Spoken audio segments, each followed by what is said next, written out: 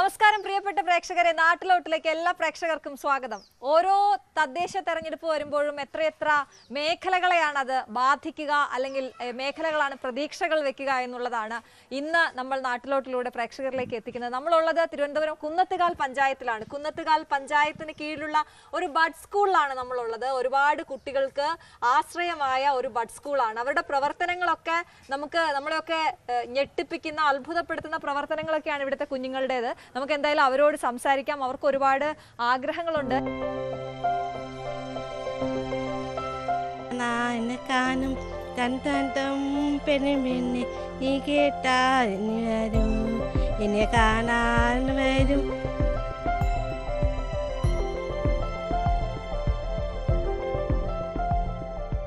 തദ്ദേശ ഭരണ തെരഞ്ഞെടുപ്പുകൾ വരുമ്പോൾ പഞ്ചായത്തുകൾക്ക് എപ്പോഴും ഒരു പ്രധാനപ്പെട്ട പങ്കുണ്ട്. പഞ്ചായത്തുകളിൽ ഉണ്ടാകുന്ന ചർച്ചകൾ, അത് ഓരോ മേഖലകളും അത് വ്യത്യസ്തമാണ്. എന്തായാലും ഇവിടെയുള്ള എനിക്ക് തോന്നുന്നു 40ഓളം കുട്ടികൾ ഈ ബഡ് സ്കൂളിൽ പഠിക്കുന്നുണ്ട്. അവർക്ക് ഇവിടെ ഒരു അധ്യാപികയാണ് അവർക്കുള്ളത്, മറ്റ് 2-3 സഹായികളുണ്ട്. അങ്ങനെ ഫണ്ടിന്റെ കാര്യത്തിലടക്കം ഒരുപാട് കാര്യങ്ങൾ നമുക്ക് ചോദിക്കാനുണ്ട്. അവർക്ക് എന്തൊക്കെ ആഗ്രഹങ്ങളാണുള്ളത്, എന്തൊക്കെ പ്രതീക്ഷകളാണുള്ളതെന്നാണ്. അപ്പോൾ നമുക്ക് കുട്ടികളോട് ചോദിക്കാം. ഏറ്റവും സന്തോഷം തോന്നിയ ഒരു കാര്യം ഈ ബഡ് സ്കൂളിൽ കുട്ടികൾ അവരെ മുൻനിർത്തിക്കൊണ്ട് തന്നെ അവർക്ക് സ്വന്തമായിട്ടൊരു നിലനിൽപ്പ് എന്ന രീതിയിൽ, ഒരു വരുമാനം എന്ന രീതിയിലൊക്കെ പുതിയ പദ്ധതികൾ ആവിഷ്കരിക്കാൻ ഇവിടെയുള്ള ആളുകൾ ശ്രമിക്കുന്നുണ്ട് എന്നുള്ളിടത്താണ് നമുക്ക് വലിയ സന്തോഷം തോന്നുന്നത്. അപ്പൊ നമ്മൾ ബഡ് സ്കൂളിലെ ഇവിടേക്ക് എത്തുമ്പോൾ ഇവിടെ ക്ലാസ് മുറികൾ നമുക്ക് കാണാം. അവരുടെ ക്ലാസ് മുറികളുണ്ട്. നമുക്ക് സാധാരണ കുഞ്ഞുങ്ങളെക്കാൾ കുറച്ചുകൂടിയൊക്കെ കെയർ കൊടുക്കേണ്ട, ഒരുപാട് എഫേർട്ട് ഇടേണ്ട, അധ്യാപകരുടെ ഭാഗത്തു നിന്നായാലും അവർക്ക് ഒരുപാട് എഫേർട്ട് ഇടേണ്ട ഒരു സ്കൂളാണ് ബഡ് സ്കൂൾ എന്ന് പറയുമ്പോൾ. പക്ഷെ ഇവിടെ അവർക്ക് വേണ്ടി ഒരുക്കുന്ന പദ്ധതികൾ അത് നമ്മൾ എടുത്തു പറയേണ്ടത് തന്നെയാണ്. അവർക്കിപ്പോൾ ഏറ്റവും പുതുതായി ഇവിടെ നിൽക്കുന്ന ഒരു പദ്ധതി എന്ന് പറഞ്ഞാൽ വളനിർമ്മാണ യൂണിറ്റ് ആണ്. എങ്ങനെ ഈ കുഞ്ഞുങ്ങൾക്ക്, പ്രത്യേകിച്ച് അവരുടെ ഭാവി കാര്യങ്ങൾ, ഒരു സ്പെഷ്യൽ ചൈൽഡ് ഉണ്ടാകുക എന്ന് പറയുമ്പോൾ അവരെ ഏറ്റവും ബുദ്ധിമുട്ടുന്നത് മാതാപിതാക്കൾ തന്നെയായിരിക്കും. അപ്പോൾ അവർക്കൊരു പ്രതീക്ഷ കൊടുക്കുക, അവരുടെ കുഞ്ഞുങ്ങൾക്ക് ഒരു ഏർണിംഗ് ഉണ്ടാക്കുക എന്നുള്ള ഒരു പദ്ധതി മുൻനിർത്തിക്കൊണ്ട് ഇവിടെ ഒരു വളനിർമ്മാണ യൂണിറ്റ് ഉണ്ട്. അവിടേക്കാണ് നമ്മൾ പോകുന്നത്. അവിടെ അവർ പണി തുടങ്ങിയിട്ടുണ്ട്. എന്തായാലും നമുക്ക് അവരോട് ചോദിക്കാം. അവരെ കാണാം. ഹലോ ഹലോ പറഞ്ഞേ. ഹലോ. അതാണ്. അപ്പൊ ഇതാ നോക്കതാ, ഇതാണ് ടീച്ചർ. ഇവരുടെ ഇത്രയും കുഞ്ഞുങ്ങളുടെ ഒറ്റ ടീച്ചറാണ്, അവരുടെ ഒരു ആശ്രയമാണ്. അപ്പൊ ടീച്ചറെ നമസ്കാരം. പേര് പറയൂ. എന്റെ പേര് അംബിക.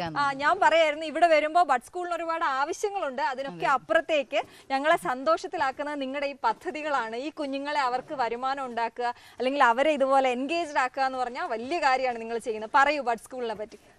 ഈ ബഡ് സ്കൂൾ ഇവിടെ പ്രവർത്തനം ആരംഭിച്ചിട്ട് ഏകദേശം 20 വർഷത്തോളമായി.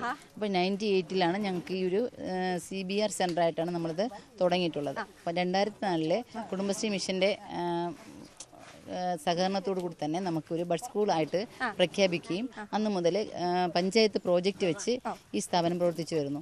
ഇതിൽ ഞങ്ങൾക്കിവിടെ 40 കുട്ടികളാണ് രജിസ്ട്രേഷൻ ഉള്ളത്. ഇതിൽ 30 കുട്ടികൾ വരുന്നവരാണ്. 32ഓളം. ഇവിടെ നമുക്ക് ഏറ്റവും പ്രായം കുറഞ്ഞതും കൂടിയത് ഏകദേശം ഏതൊക്കെ പ്രായത്തിലുള്ളവരാണ് ഇവിടെ ഉള്ളത്?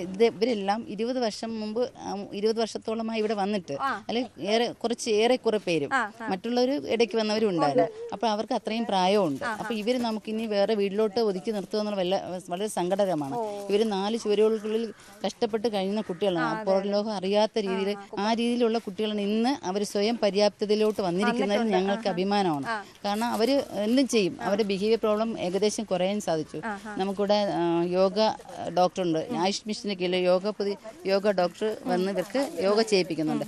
എല്ലാം കൊണ്ടും ഇവർക്ക് നല്ലൊരു അറ്റ്മോസ്ഫിയറാണ് ഇവിടെ കിട്ടുന്നത്. അതിന്റെ ശ്രദ്ധയും ഒക്കെ അല്ലെ, ഇങ്ങനെ ഈ പാക്കറ്റിലേക്ക് നിറയ്ക്കുമ്പോൾ ഉള്ളത്, അവരെന്തൊക്കെ കാര്യങ്ങൾ ശ്രദ്ധിക്കണം എന്നതടക്കമുള്ള കാര്യങ്ങൾ നമുക്ക് മാമിനോട് കൂടി ചോദിക്കാം. ഞാൻ ടീച്ചറിലേക്ക് വരാം. മാം നമസ്കാരം. പേര് പറയാമോ? ആനി മാമിനാണ് ഇവിടുത്തെ ചുമതല, പഞ്ചായത്തിന്റെ നോഡൽ ഓഫീസറാണ്. പറയൂ, ഈ ഒരു പദ്ധതി ഇങ്ങോട്ടേക്ക് കൊണ്ടുവന്നത് താങ്കളാണല്ലോ. എങ്ങനെയാണ് അതിനെക്കുറിച്ച് പറയൂ. എന്താണ് താങ്കളുടെ ഒരു ഉദ്ദേശം? ഇവിടെ ഹോർട്ടിക്കൾച്ചർ തെറാപ്പി ആദ്യമായിട്ട് ചെറിയ രീതിയിൽ, വളരെ ചെറിയ അളവിൽ ജൈവവള ഉൽപാദനം ഉണ്ടാക്കി. പക്ഷെ അതുകൊണ്ട് അവർക്കൊരു ബെനിഫിറ്റ് ആയിട്ടൊന്നും കിട്ടില്ല. ഫിനാൻഷ്യലി ആയിട്ട് ഒരു ഇതും കിട്ടാത്തത് കൊണ്ട് അതിനെ ഒരു വലിയ അളവിലേക്ക് കൊണ്ടുവരാൻ വേണ്ടിയിട്ട് ഞങ്ങൾ ഒരു പ്രോജക്റ്റ് തയ്യാറാക്കിയതാണ്. ഇപ്പോൾ താൽക്കാലികമായി നമ്മളെ വികസന മാനേജ്മെന്റ് സമിതിയിലുണ്ടായിരുന്ന കുറച്ച് പൈസ എടുത്ത് താൽക്കാലികമായി സ്റ്റാർട്ട് ചെയ്തു. അപ്പോഴാണ് അവർക്ക് മാൻ പവർ വെച്ച് ചെയ്യാൻ വളരെ ബുദ്ധിമുട്ടുള്ള ഒരു ഇതാണ്. അതുകൊണ്ടാണ് ഇനി അതായത് കുറച്ചേ നമുക്ക് ചെയ്യാൻ പറ്റുള്ളൂ. ഒരു മന്ത്ലി 2000 പാക്കറ്റ് ഉണ്ടാക്കി എന്ന് പറഞ്ഞാൽ അവർക്ക് ഫിനാൻഷ്യലി ഒരു നേട്ടവും കിട്ടില്ല. അതുകൊണ്ട് ഞങ്ങൾ ഇതൊരു മെഷീനറി ലെവലിലേക്ക് കൊണ്ടുപോകാൻ വേണ്ടി ആലോചിക്കുകയാണ്. അപ്പോൾ മന്ത്ലി ഒരു 50,000 പാക്കറ്റെങ്കിലും ഉണ്ടാക്കുകയാണ് ടാർഗറ്റ്. എന്നാൽ മാത്രമേ അവർക്ക് എന്തെങ്കിലും കുറച്ചെങ്കിലും കിട്ടുള്ളൂ. ശരി ശരി. ഇവിടെ ഓരോരുത്തരും തന്നെ ചെയ്യുന്നുണ്ട്. ഞാൻ ചോദിക്കുന്നത് അവരുടെ ഒരു കോൺസെൻട്രേഷൻ എല്ലാം കൂടി ഇതിലേക്ക് വരികയാണ് അല്ലെ? ആക്ടിവിറ്റീസ് കൂടുമ്പോൾ അവരതിൽ എൻഗേജ്ഡ് ആണ്. നോക്കി ഒരാൾ ഭയങ്കര സ്മൈൽ ചെയ്താണ് ചെയ്യുന്നത്. നമുക്ക് അവരുടെ രക്ഷകർത്താക്കളിലേക്ക് കൂടി പോവാം. കാരണം അവരുടെ ഒരു സന്തോഷം ഞാൻ പറഞ്ഞതുപോലെ അത് വളരെ പ്രധാനപ്പെട്ടതാണ്. വീടുകളിൽ നിന്ന് അവർ ഇങ്ങോട്ടേക്ക് വരുമ്പോൾ ചില കുട്ടികളൊക്കെ നമ്മൾ പലയിടത്തും കണ്ടിട്ടുണ്ട്, അവർക്ക് സ്കൂളിൽ പോകാതിരിക്കുമ്പോൾ ഭയങ്കര പ്രശ്നമായിരിക്കും. പ്രശ്നമാണ് അവർക്ക് സ്കൂളിൽ പോകാൻ ടെൻഷൻ കയറി ഭയങ്കരമായിട്ട് ഇതൊക്കെ ഉണ്ടാവും, ബുദ്ധിമുട്ടാണ്. എൻ്റെ മോളെന്ന് വെച്ചാൽ ജനിയൊക്കെ വരുന്ന കുട്ടിയാണ്.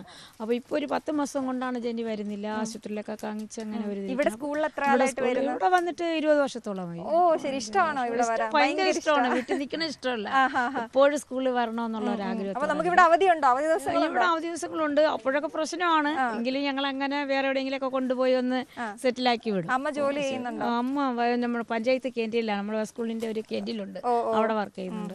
ഇപ്പൊ നല്ല ആശ്വാസമുണ്ട്. അപ്പൊ അതുപോലെ ഈ ഒരു ഇങ്ങനത്തെ പദ്ധതികൾ വരുമ്പോ നിങ്ങൾക്ക് എങ്ങനെ സന്തോഷം? നമുക്ക് ഭയങ്കര സന്തോഷമാണ് ഇത് കാണാൻ. നമ്മുടെ കുട്ടികൾ ചെയ്യുന്നതുകൊണ്ടൊക്കെ ഭയങ്കര ആഗ്രഹമാണ്. അതുകൊണ്ട് നല്ല സന്തോഷം. അമ്മ എന്താണ് പറയാനുള്ളത്? ഞങ്ങൾക്ക് ഇങ്ങനെ മോനാണോ? മോനാണ്.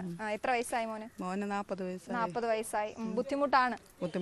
അപ്പൊ ഈ സ്കൂൾ എങ്ങനെയാ സഹായിക്കുന്നത്? സ്കൂള് പിള്ളേർക്ക് നല്ല ഇതാണ്. ടീച്ചറും ആയമാരും എല്ലാം നല്ല സ്നേഹത്തോടെയാണ്. അമ്മമാര് നോക്കണതിനേക്കാളും നല്ല സ്നേഹം. സത്യം പറയാണ്, പിള്ളേർക്ക് വലിയ ഇഷ്ടമാണ് വരാനൊക്കെ, സ്കൂളിൽ വരാനൊക്കെ ഇഷ്ടമാണ്. ഈ വരാത്തപ്പോൾ പ്രശ്നമുണ്ടോ അവിടെ? അവധി ദിവസം അസുഖമൊക്കെ വരുമ്പോ വരാതിരിക്കുമ്പോ ബുദ്ധിമുട്ടാണ്. സ്കൂളിൽ പോണമെന്ന്. എന്റെ മോനാണെങ്കിൽ അധികം സംസാരിക്കൊന്നുമില്ല. അവൻ ഇങ്ങനെയൊക്കെ കാണിക്കും. ഇല്ല ഇങ്ങനെ എഴുത എന്ന് പറയുമ്പോ സ്കൂളിന്റെ കാര്യമാണ് അവൻ പറയണമെന്ന് മനസ്സിലാവും. രാത്രി ചിലപ്പോ ഉറക്കത്തിൽ നിന്ന് കേൾക്കുക, അമ്മ അങ്ങനെ കാണിക്കും, ഉണ്ടോന്നോ സ്കൂളിൽ ഉണ്ടോന്നൊക്കെ കേൾക്കും. അങ്ങനെ വലിയ ഇഷ്ടമാണ്, സന്തോഷമാണ്. പിന്നെ നമുക്കൊരു കാര്യം എന്ന് പറഞ്ഞാൽ നമുക്ക് പിള്ളേരെ നിർത്തി ഇത് ചെയ്യാൻ വേണ്ടി ഒരു ഹോസ്റ്റലിന്റെ ഒരു അത്യാവശ്യമാണ്. പോണത് നമ്മുടെ കാലം കഴിഞ്ഞാൽ നമ്മളെ മക്കളെ കാര്യം വലിയ ബുദ്ധിമുട്ടിലാവുക. ആ ഒരു വിഷമം ഞങ്ങൾക്ക് എല്ലാവർക്കും ഉണ്ട്, അമ്മമാർക്ക്. അതുകൊണ്ട് ഒരു ഹോസ്റ്റൽ വന്നാൽ നമുക്ക് സന്തോഷമാണ്, മക്കൾക്കും സന്തോഷം. എന്ന് വെച്ചാൽ ടീച്ചറും ആയമാരും എല്ലാവരും നല്ല സ്നേഹമായിട്ട് നോക്കണത് കൊണ്ട് അവർക്ക് ഇവിടെ ആണെങ്കിൽ അവർക്ക് നല്ല ഇതാണ്, ഇഷ്ടമാണ്. അതുപോലെ തന്നെ ഞങ്ങളെ കാലം കഴിഞ്ഞ് ഇവരെ കൈകളിൽ ഏൽപ്പിച്ചിട്ട് പോവാൻ ഞങ്ങൾക്കും ഒരു സമാധാനമായിട്ട് ഞങ്ങൾക്കും പോവാം. ആ ഒരു ആഗ്രഹമേ ഉള്ളൂ. ആവലാതി ഉണ്ടല്ലേ? തന്നെയാ നമുക്ക് ബുദ്ധിമുട്ട്. ഇങ്ങനെ ഒരു സ്ഥാപനം നോക്കുന്നുണ്ടെങ്കിൽ നമ്മുടെ കാലം കഴിഞ്ഞാൽ മക്കൾ അവിടെ ആവുമല്ലോ, സേഫാണല്ലോ എന്ന് നമുക്ക് ആഗ്രഹമുണ്ട്. നമുക്ക് മറ്റാരും ഇല്ലാത്തതുകൊണ്ട് അതൊരു ബുദ്ധിമുട്ട്.